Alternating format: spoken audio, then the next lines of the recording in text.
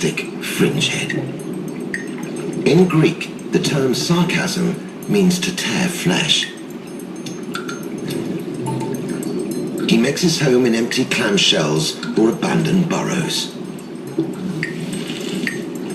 And he's fiercely territorial.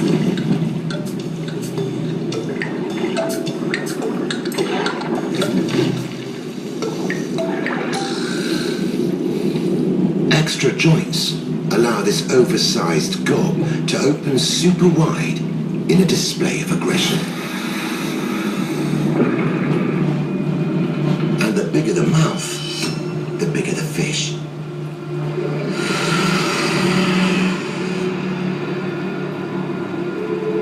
When he outgrows his home, he goes house hunting.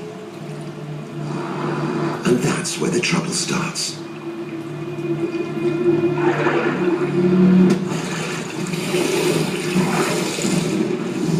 Poor eyesight means the two fish won't know who's bigger until their lips are locked.